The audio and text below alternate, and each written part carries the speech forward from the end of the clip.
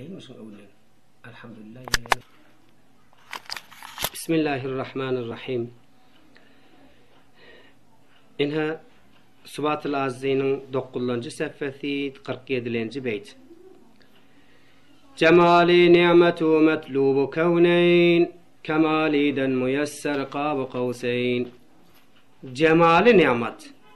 Peygamber Aleyhissalatu vesselam'ın cemali hem Müslümanın mahlukatı dünya ahiretin hemmetin isleyen islegidir. Peygamber Aleyhisselam'ın cemali mübarekler nimettir.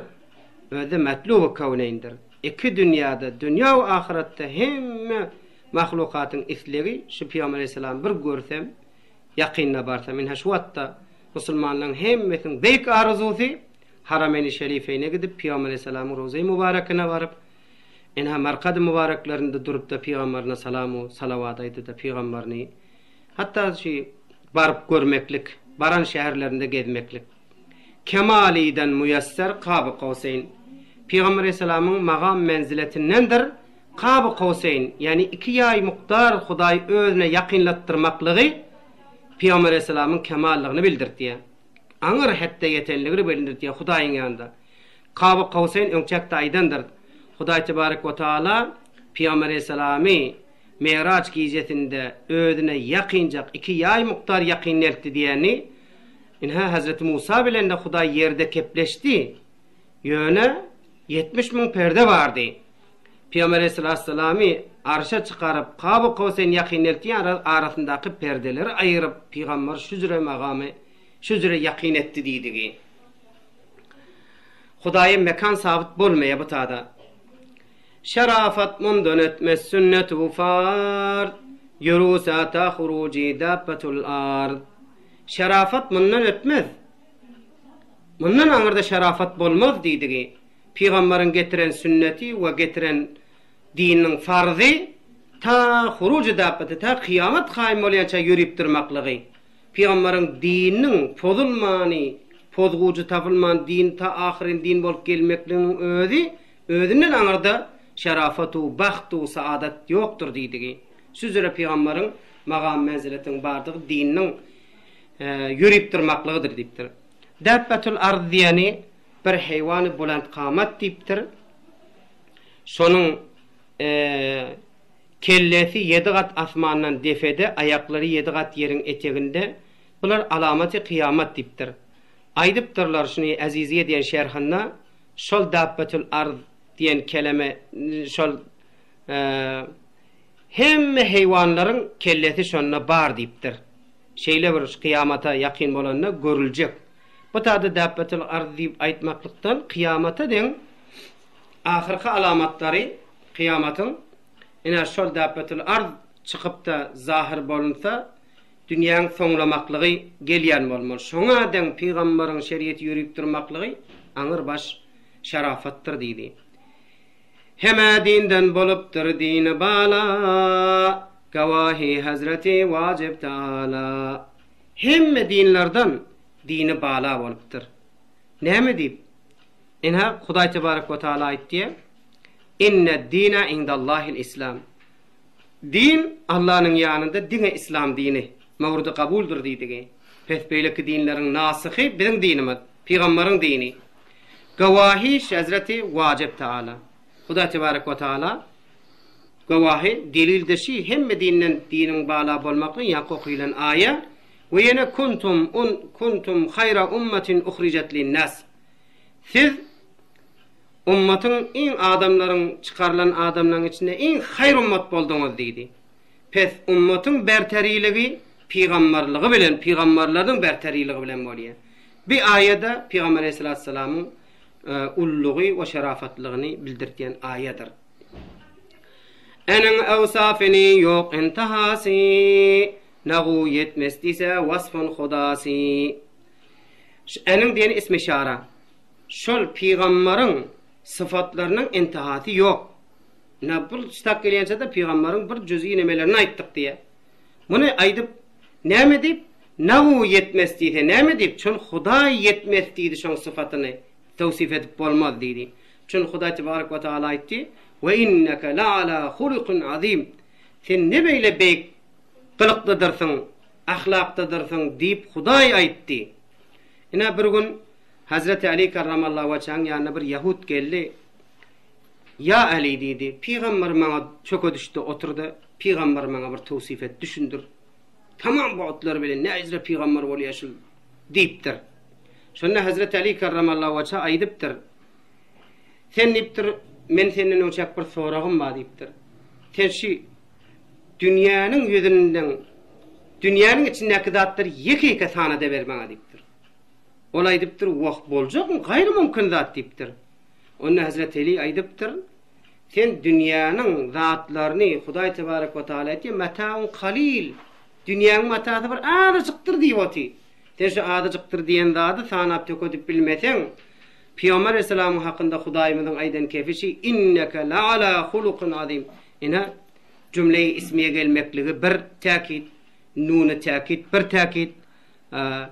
İnha la ala huluqun azim, lam bir täkit, üç täkit fesat belagatyň gaýdasy. Üç täkit qasam orunda. Hudaý tebarek we taala şeýle gepini poktalap aýtdy ki, sen beter ulu ahlaklıdyrsın diýdi. Hazreti Ali aýtdy, Hudaý şeý dip aýdyp duran ulu ahlagyny men näzire sana tawsip edip bereýin, aýdyp bereýin. Bu da gaýry mümkin diýipdir. Yani muny Peygamber Aleyhisselam tawsip edip aňyrdan çykyp bolmaz. Hudanyň rahmeti bolsun demädem, anan ewladyga, ashabyga hem. Allah janyň, Allah tebarek we taalaň rahmeti, rahmet diýen salawat. Allah salawat. Ene Hudaýdan bolsa rahmet, feriştelerden bolsa istigfar, bendelerden bolsa dua diýilýär. Ene şu salawat Hudaýyň rahmeti, salawaty bolsun demädem, lahse be lahse aning diýeni ismi şara ýanky Peygamber Aleyhisselam ewladyna, ashabyna da bolsun, özüne de bolsun, hemmelerine ecmaîn barysyna bolsun diýip salawat bilen kefin soňlady. İnşallah inniki dersimizde Sıbat-ül Azizi'nin düzülmek sebeplerini aýdyp eşdirer. Vesselamu aleykum ve rahmetullahi ve berekatuhu.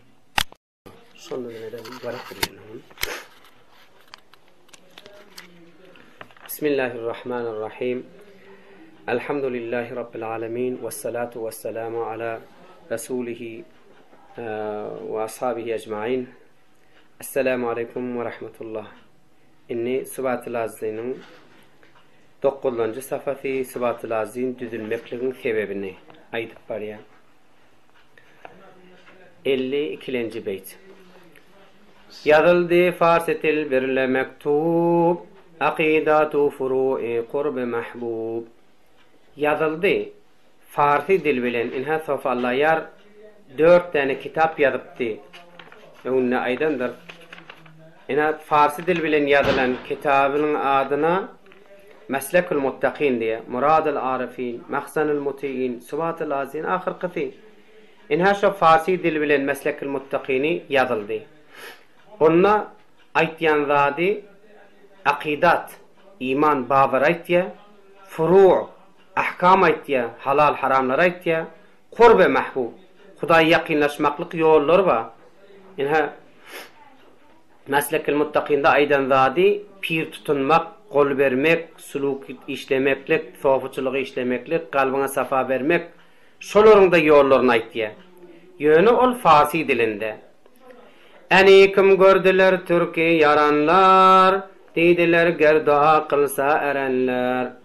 Şol eni diýen ismi şara, şol Meslekul Muttaqini türkmen bolan soflar gördüler, aýtdylar, eger erler, pirler doga etseler, sen başga bir talifat ýazyp berseň diýjek. Islediler. Bu Farsi dil biz düşünmeýärdi. Inha bimawara nehrdäki türkmenler Farsi keplemekle gatyqyn. Emma biz bu mugyetde Farsi türkmen fark tafawuty ýok. Emma olar ol zamandaky, ol coğrafya kısmatyndaky ýaşaýan türkmenlere Farsi dil beter agyrmışdy.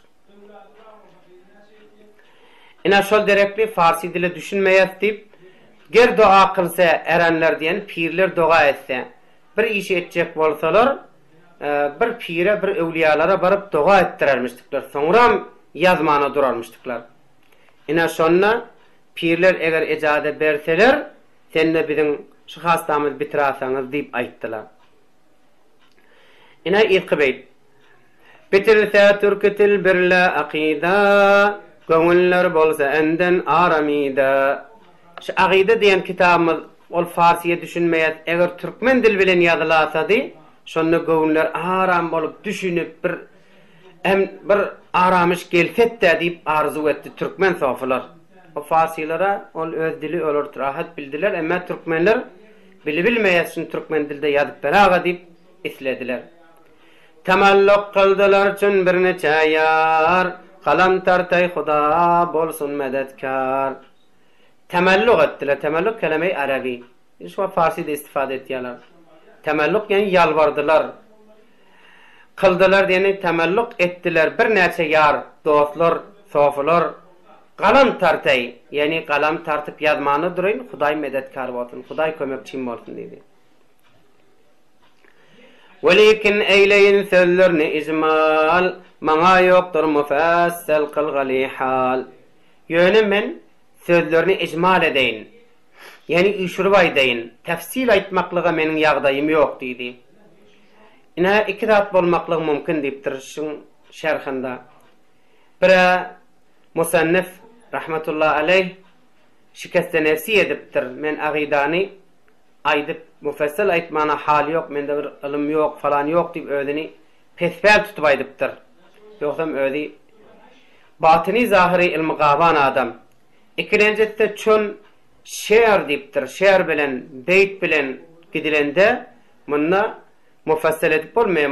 Her kelimenin geliştirip aytacak olan kafiyo, aruzu zatlarına den bolmalı oluyor. Kavafiler den bolmalı. Ona da girilecek olsa bayit her bir söz bilen ne bolup bilmeyen nesri yalap değil deyip aydıptır. Yine ilk beyt şu avvalki icmal, avvalki ihtimali beyan etti. Meni biçara çünkü amıdır men, geriftari melamet damidir men.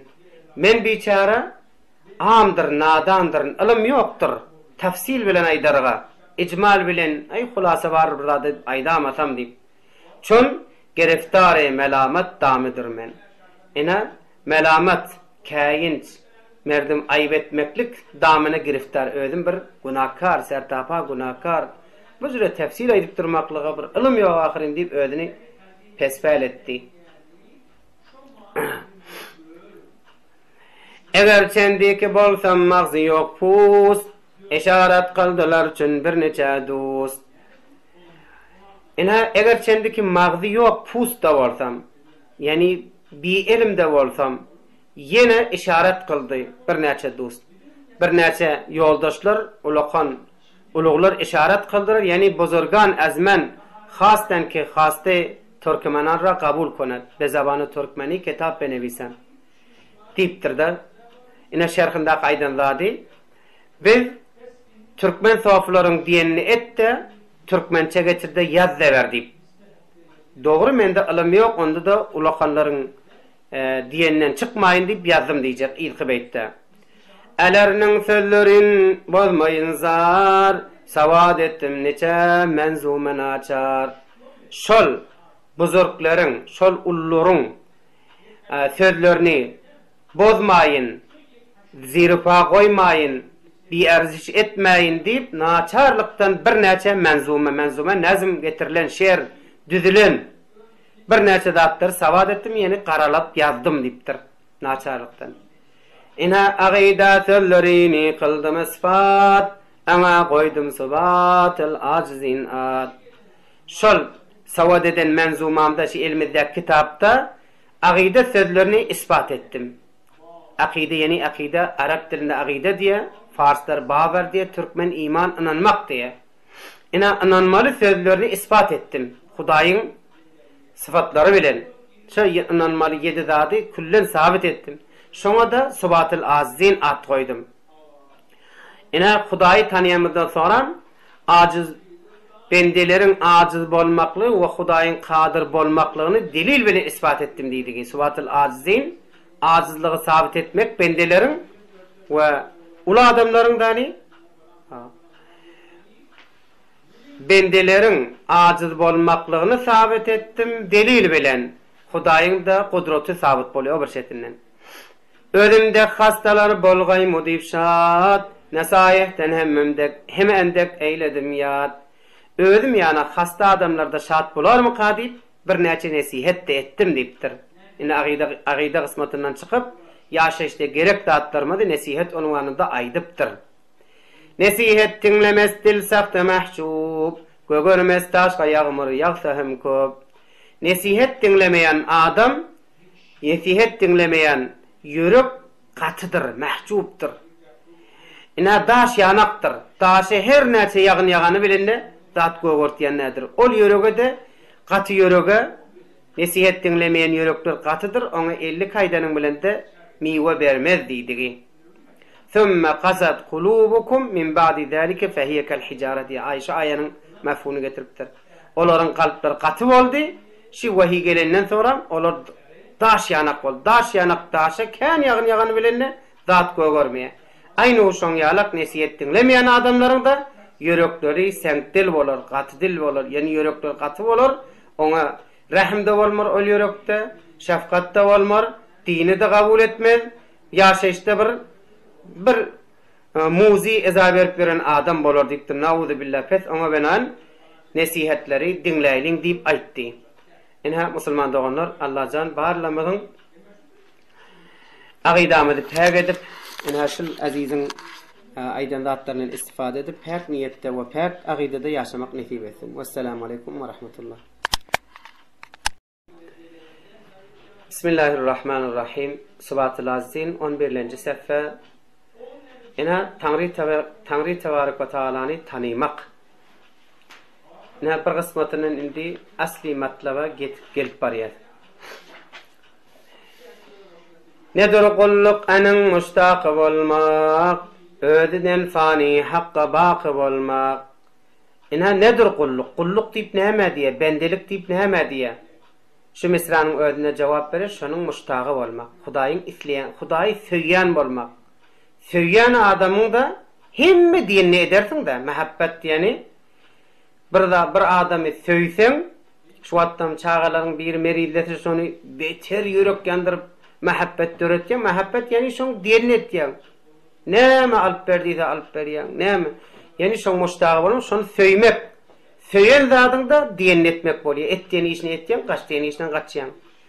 Bendelik diyen şey, ödü fani, ödüme tökönörün, giderin, tamam olur. Hak bakidir deyip, hakka konuşmak. Yine bendelik diyen şey.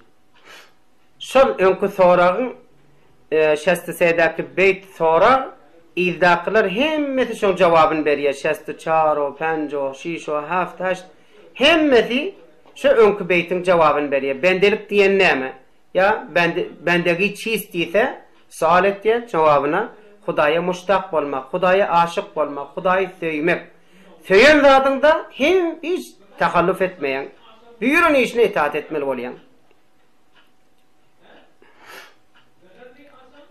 Ödünü fani tanımak, Huday bakidir tanımak. Ödün tökönel, Huday hemişeliktir. Deyip şu cürenem etmek. Tanımak Tanrı'nı tanmak havadan, keyin turmak feali naravadan. Yine önkü beytin sorak şol. Önkü sorak cevaptaki şey. Bendelik neyme? Bendeki çiz. Nedir kulluk? Şuna cevap ver. Tanımak Tanrı'nı. Tanrı Tebarek ve Teala'nı tanmak havadan. Tanmak diyeni değinmek havadan. Hava diyen arzu. Nefsin arzusundan değinip Hudaya itaat etmeklik bendelik deydi. Tanmak havadan. Keyin turmak fiali naravadan. Bendelik diyen neyme deyse, narava olup duran, buyurulmadık işlerden keyin durmak, gayra durmak, barmasızlık. Havadan değinmek, edilmelde işlerden ne gayra durmak deydi. Yine cevap veriyor. Hüzürü bendilin, şüzürü 3-4 manası var. Boyun sinmek, engilmek, kul demişte, kada garazi bulmak, parça işte. Boyun sinmek, imtisal avamir, iştinab-ı nevahi. İtaat etmek, engilmek, kul demişte. Kul diyen adam bayet itaat et boyun sindirip, boynun kezmekliktir. Qadaga razi, Hudaýyň hükmüne, qada diýen hükm diýdir. Hudaý näme hükmetse razi bolmaly. Barça işte, barça hemmecik, hemme farsidir. Yani kelime-i Türkmeni barça. Barça işte Hudaýyň hükmüne razi. O belagada sabretmeli. Bendelik diýen şey. Sabrdan çyksaň, qadaga razi bolmasaň, bitaat etmeseň bendiligiň kamil däl diýdi. Umid etmek usul kudretli şahdan, yanardan havf edip yanmak günahtan.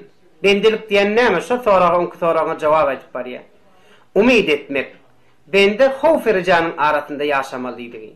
Umidwar bolmaly. Usul diýen şol diýeni ýa-ni ismi şara şu Hudaýdan kudretli bolan, şah bolan Hudaýdan umidwar bolmaly. Rahmetinden yanmaklığından, oda yanmaklykdan havf edip yanmak günahtan yanmak, däňmek, çekinmek, tövbe etmek, nedamet etmek diýdi. Bende hemişe umidwar bolmaly, eden etmişlerine de günahından tövbe edip peşeýman bolup gezmeli. Bendenin waqi manasy. Yaqin bilmek cemaat etiqadın, keyin salmak muhalif ijtihadın. Ajib bir mesele. Bendelik diýen näme? Bendelik diýeni yaqin bilmek cemaat. Ahli sünnet we cemaatyň aqidatyn tekmil bilmeli. Kamil suratda, mufassal suratda bilmeli. Keyin salmak muhalif ijtihadın. İjtihada muhalif bolan adamlar bilen oturşaýyn, bulary göreýin diýip barmaly däl. Ina türkmen aýtdy. Qaranyň ýanyna barsaň, qarasy ýokşar. Hassa musulman doganlar.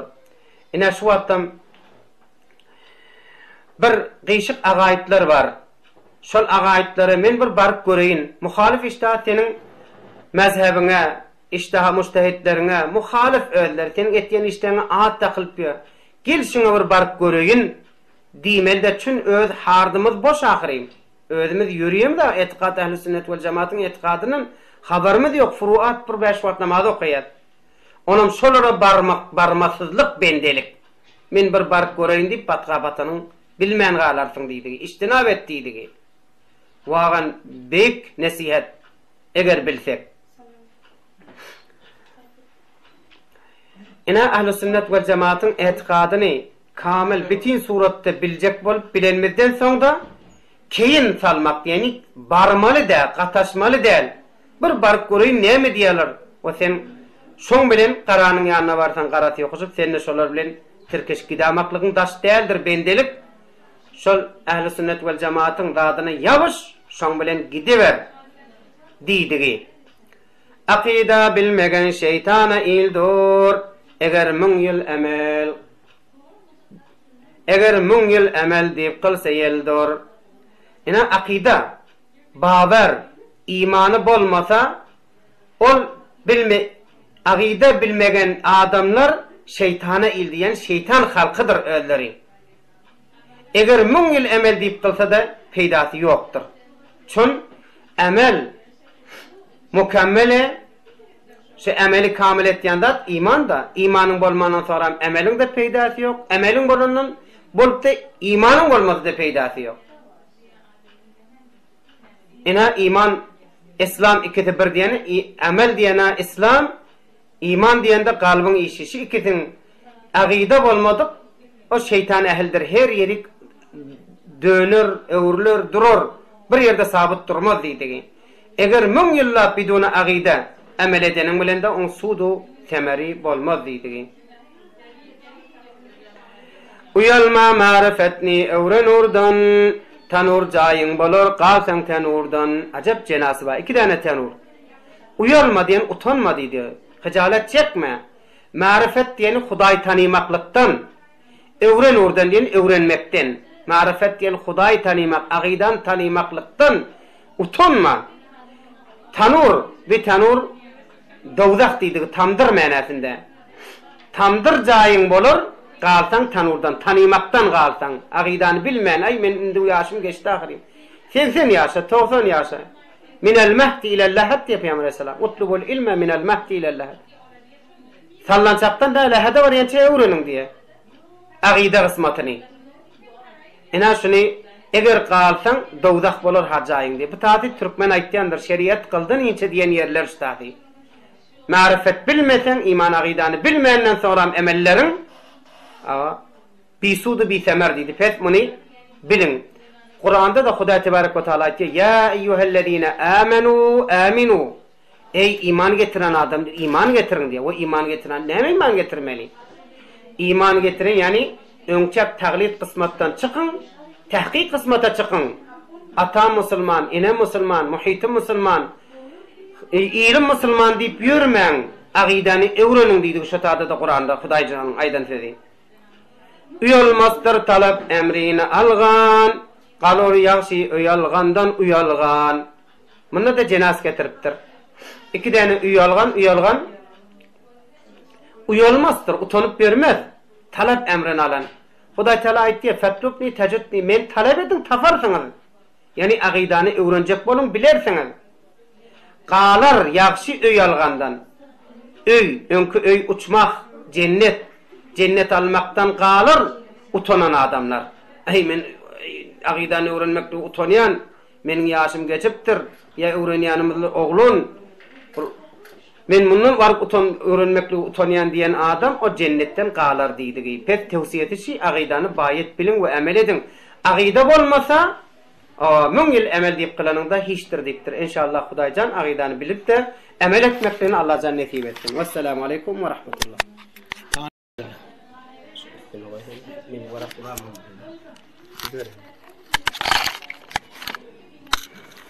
Bismillahirrahmanirrahim. Sıvat-ı Aziz'in 13. seffeti 71. beyt. İnha şu avvaldan taşvata gelençe muqaddamattı. Hamdu setayiş o salavat aydıp inni maksad asliye girip var ya. Tanrı Teala'nı birlemek. Xudavandi ki birdir bişekur ayıp. Ana rava yoktur, ana ortak eyla ayıp. Xudavandi ki birdir, şeksiz ve gumansız.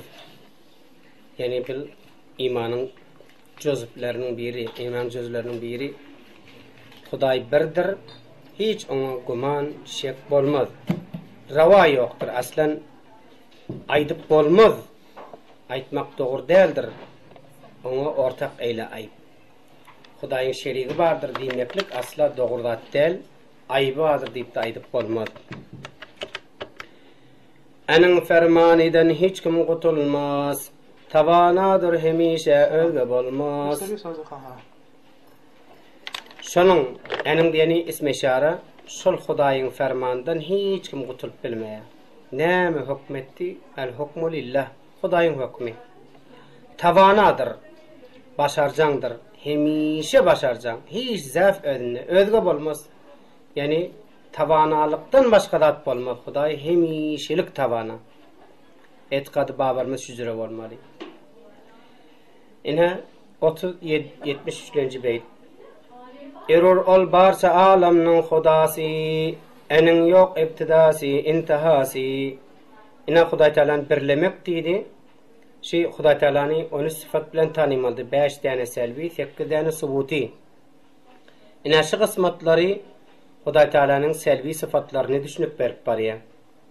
5 tane selvi sıfatı vardı. Selb diyeni Xuday'da bolmalı değil deydi.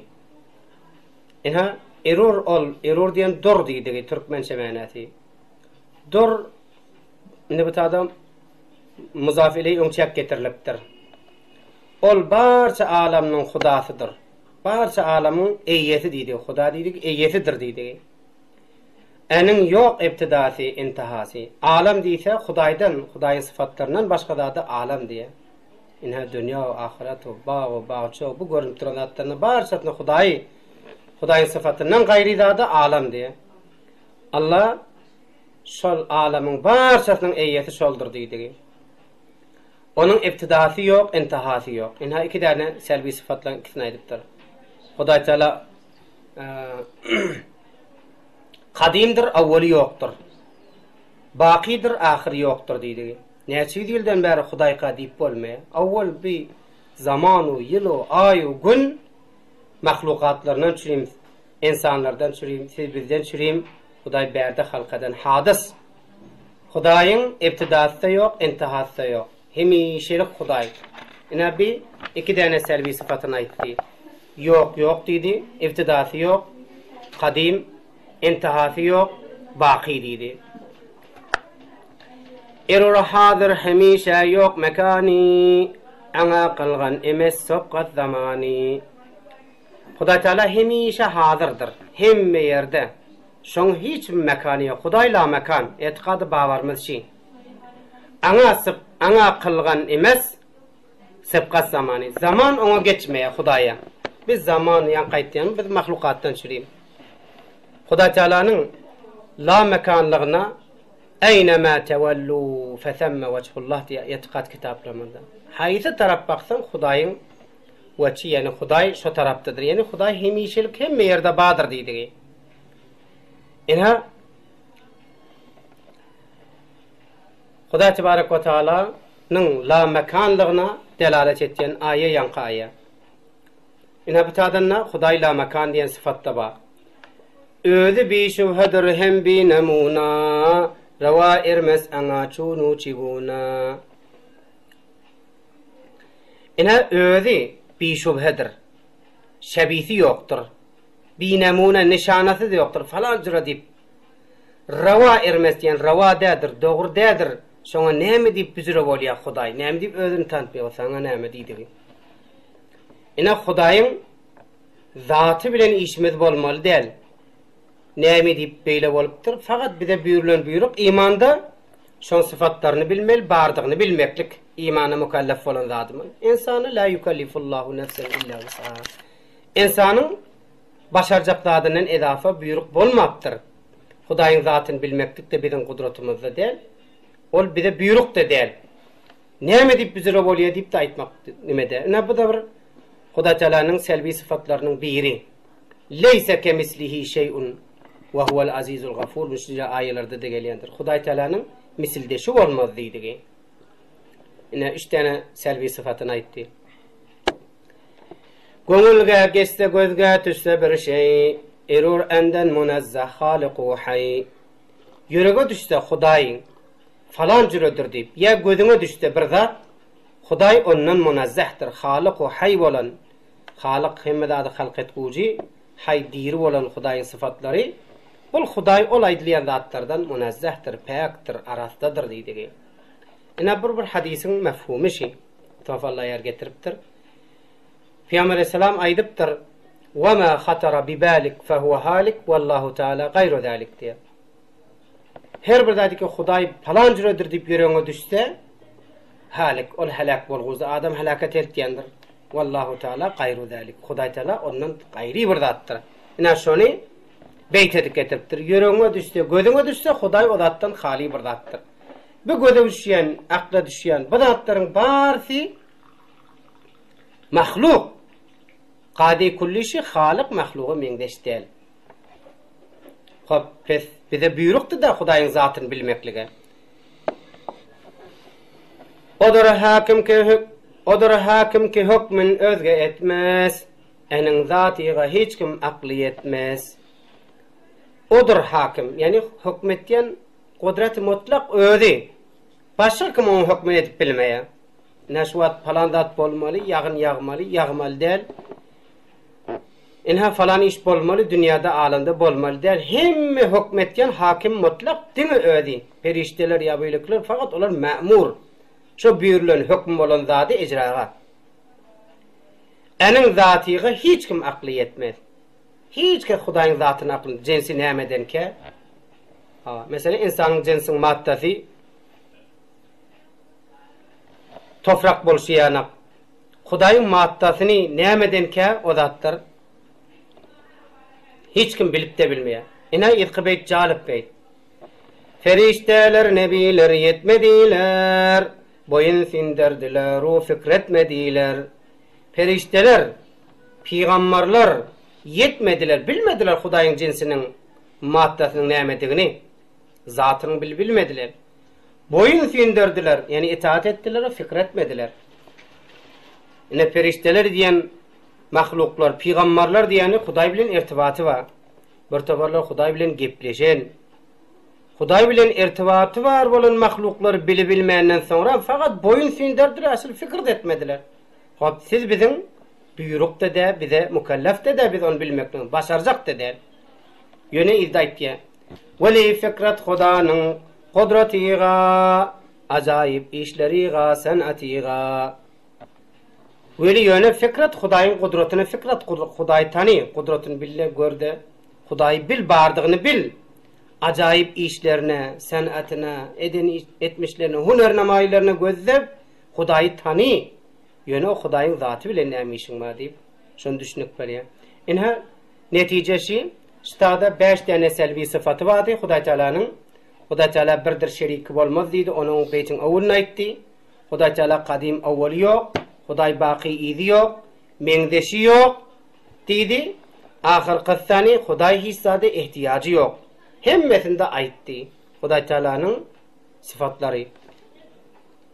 İnha ştada Huday falan yerdedir deyip ayı Kur'an okulup aydılyan bu da hatarlı söz. İnha şudattır bir adam Huday'a mekan sabit etse na'udhu billah cisim sabit etti. Çat kul huvallahu ahad Allahu samet diyen ayağının çat terfi olvaylanıya. İnha Allahu samet diyen Huday hiç istada ihtiyacı yoktur. Özü muhtaç ileydir deydi. Na'udhu billah eğer Huday'a mekan sabit etsek Huday'a zaf sabit etti. Huday'a mahluğun hasiyetlerini sabit etti. Mekan diysek cisim gerek, hava gerek. Onam Huday muhtaç bolmaly ya havaga, cisimga, oturmana, istirahada, kullen zada ihtiyat muhtaç. Huday muhtaç diýsen de Hudaýyň şu selbi sıfatyna inanmady, selbi sıfatyna inanmadyk da Hudaýa inanmady, Hudaýa inanmady da musulman bolmady, kafir bolýar. Dinden çykylýan yer türkmeniň şeriat kıldan inçe diýen yerlerdir şu sıfatlary. Vesselamu aleykum ve rahmetullah.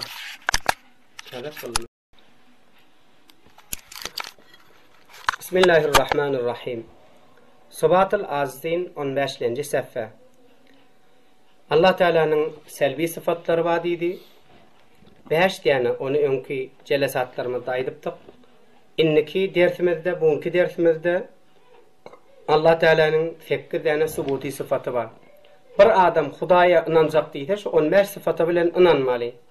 Bir adam şu 15 sıfatın birine dönüklük etse, inkar etse, şol adam der hakikat imanı bolup bilmeye, imanlı olmasa musulman bolup bilmeye. Eğer musulman bolup da imanlı adamlardan şu sıfatlarının birini inkar edip ağzından söz kaçırsa, ina şol an dinden çıkıp kafir bolýar.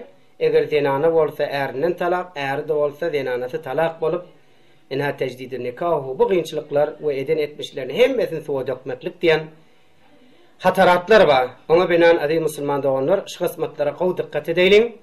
İnha şun üstünde kan ayaklarımızı özümüze gelenmizden edafa uzatmayalım. Bilen muktarımızı aytalım, mükellef olmadık zatlarımıza bahsedecek olup durmayalım. Hatarlı söz, birden ayağın taysa gidivermeli. İnha Tanrı Taala'nın sıfatları, subuti sıfatlarını aydar. Subut diyeni Hudayda bar, bolmalı sıfatlar. Subutidir enin 8 sıfati, sıfat zati emesne gayrı zati. Allah Teala'nın subuti sıfatlar 8 tanedir. Sıfat diyeni Hudayın sıfat diysek, sıfat zat da değil, zatın gayrı da acip bir zat. İnha Hudayın sıfatları Hudayın zatı da değil, Hudayın zatından ayrı bir zat da değil. Ayırıp da olmaya nezreşin akla tığdıracak. İnha şu vattan Zeyd diyen adam ya Abdurrahman ahun tağsir diysek, alim diysek, Abdurrahman ahun tağsir diyenin alim, Abdurrahman ahun tağsirin kaptanına ayrı bir zat dedi, Abdurrahman ahun tağsirden ayrı başka bir zat dedi.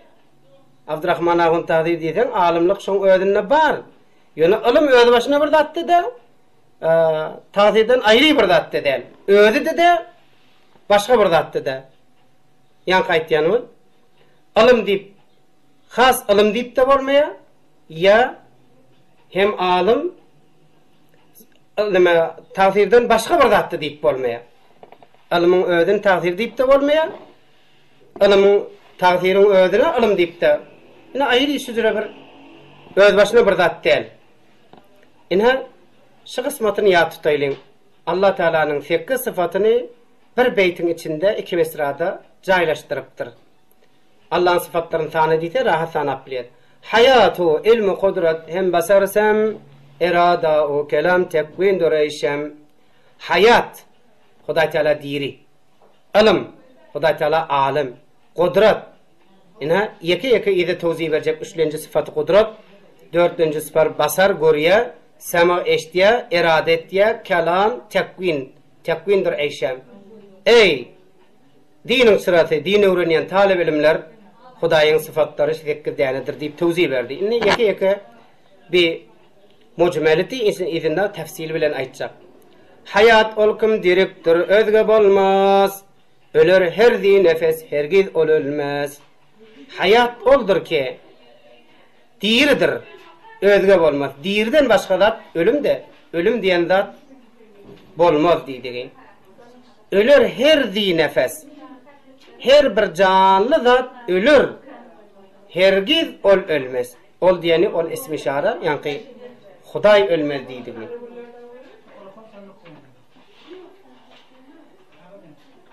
Ödeyni zatıdan haydur uşan şah, velikin cismeyle candan munazzah. İna öz zatının diri. Huday biz suat diri olacak olsa Huday diri diye bizi. Huday kim diri ki? Yok, Huday öz zatının özü diri. Solşa. Lekin cismu candan munazzah. Biz suattan mahluk diri olacak olsa cisim gerek, can gerek. İna Huday cisimde yok, canı da yok. İna cismi candan munazzahdır deydi. Gerekmezdir Hudaga hiç kayu şey, ganidir barsa alamdan uşal hay. Gerekmezdir diyeni gerek değildir. Allah Teala'ya hiç kayu şey, hiçbir zat gerek değildir. Ne şu attam dirdir diysen diret ucu gerek, cisim gerek de, ruh gerek değil. İnha ganidir barsa alamdan, barsa Türkmençe kelime. Hemmecik hemme Farsidir. Hemme alamdan uşal hay deyin, uşal deyin, şol hay, şol dir bolup duran Huday gani. Nauzu billah, eğer Huday'a mekan sabit edilasa, ettirasalar bir agayetler, onunla Huday Teala muhtaç dimel bolýar. Huday bay dimelle bolýar. Şu kelimenin özü adam dininden çıkaryanlar.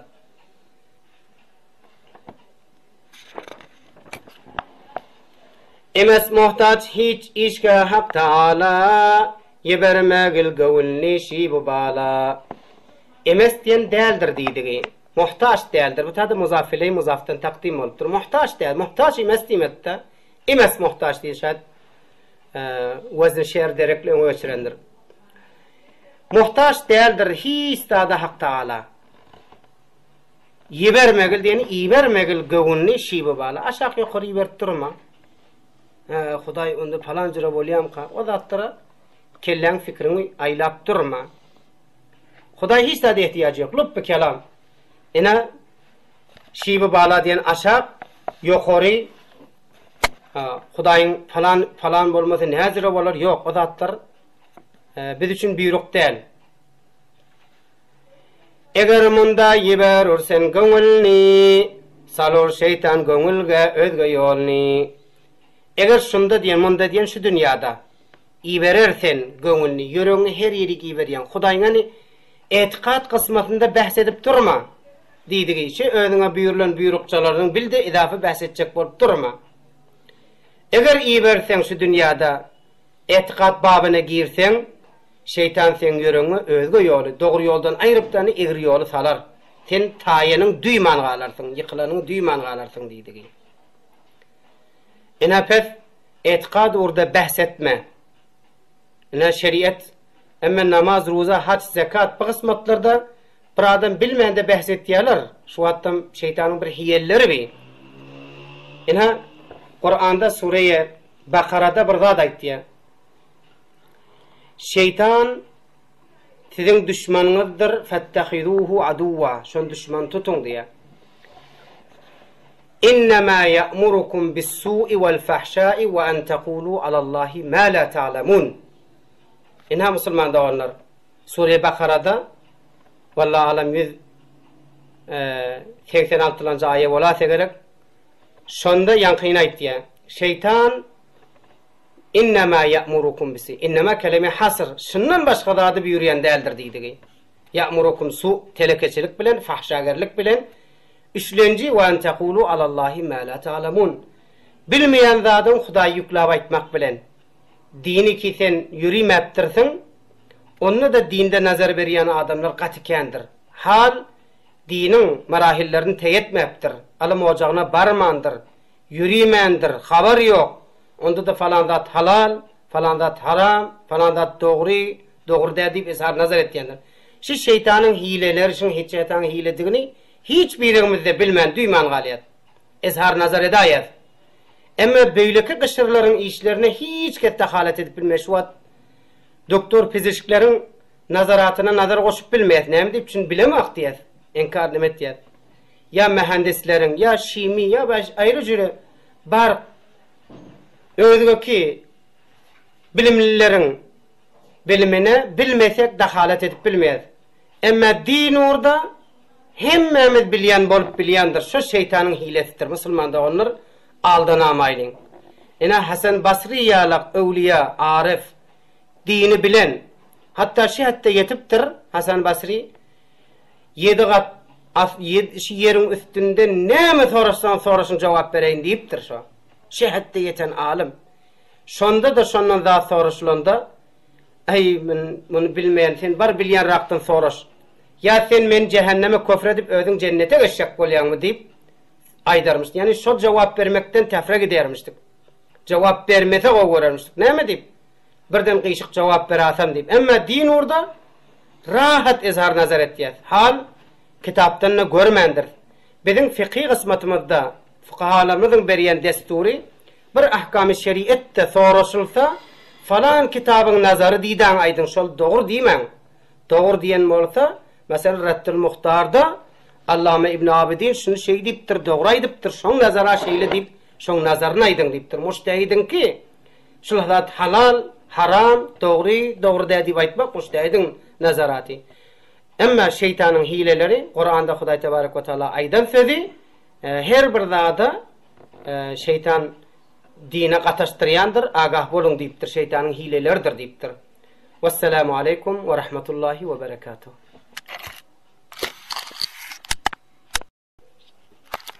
Bismillahirrahmanirrahim. Sıbat-ül Azizin 16. sefhesi.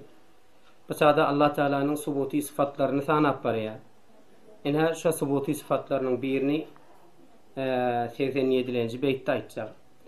Sıfatının biridir ilmi yara, erur danayı gaybu aşikara. Allah Teala'nın sıfatlarının biri ilimdir. Ey yar, ey yoldaş deyip hitap etiye. İnha bu taada da muzafeleyi muzaften çek getiriptir. İnha danay gaybı aşkara dur deydi. Erur diyen dur deydi. Gaybı da bilyandır, aşkarı da bilyandır. İnha vallahu ya'lemu gaybes semavati vel ard. Vallahu ala kulli şeyin alim. İnha Hudaý Teala hem mecikdadı bilyandır. Hudaýyň bilim sıfatı, subuti sıfatlarının biri ilimdi. Yöne bizim ilimmizdaki, bizim ilimmiz kesbi Hudaýyň ilmi zati, bizimki yanak değil. Bir ustaddan öğrenmeli, ama Hudaýyň kıbeyli değil. Halayıktan keçiktir ya ulugdur, bolupdur her ne iş ya bolgulukdur. İnha teşrih etti ya Hudaý Teala hem mecikdadı bilye dedi. Gaybı aşkarı danadır dedi, bilyandır dedi. İl-kıbeyt ön-kıbeytin mükemmeli. Halayıktan, halayık yani mahlukatlardan kişiktir ya ulugdur, boluptur, bolup geçiptir zamanı mazida, ya ve her ne iş ya bolguluktur ya indi dünya gelecek. Yine ikisini de depbeden bilyandır diyecek. Yine Hudaý Teala'nın ilmi şeyler. Yine turuştur ya yürüştür hayrı şerden, nekim tegse ana nef'u zararden. Turuştur, yani yerden turmaktır, ya yürüyüştür, durmak ya yürümek. Hayırdır ya şerdir. Nekim her çizi ki deydi, her bir zadi ki tevse diyen devse deydi, her bir zadi ki devse ama nefa'dan devse ya zarardan devse, şulan barsın Hudaýyň ilminden puşide diyecek 90-njy beýtde. Ol öňki 87-nji beýtde Hudaý Taala gaýby aşkaryň barsyn danadyr, biljidir diýdi. Şoňa mysal urdy. Ine 2 beýtde. Halaýykdan kiçikdir, ya uludur, bolup geçipdir zaman mazida, ya indi aýanda da boljakdyr. Turuşdyr, ya yerden turmakdyr, ya sukun ya hareket de insan iki zatdan hali değil. İkisinde hayır ya şer iki zatdan hali de. Bir ikisinde bir de adama ya peyda yeter ya zarar yeter. Peyda ne biliyor, zarar da biliyor. Yine izah edecek. Gönülge düşse qayti halu pişe, emes puşide ilmeyden hemişe. Gönülge düşse, yani gönül diyen yürek. Her çizi ki insanın kalbine hutur etse, Hudaý Tebarek ve Taala bilye. Emma hafazalar bilmeye. Yani insan amele geçirmese, her insanın kaptanında 2 perişte vardır. Şol 2 perişte yaxşı yamany amele geçiren soň ýadyýar. Emma Hudaý şol işi ýürege düşürende bilýär. Emes puşide ilmeyden hemişe. Emes däldir diýdigi. Puşide däldir. Örtük däldir ilminden hemişe bilip durandyr diýdigi.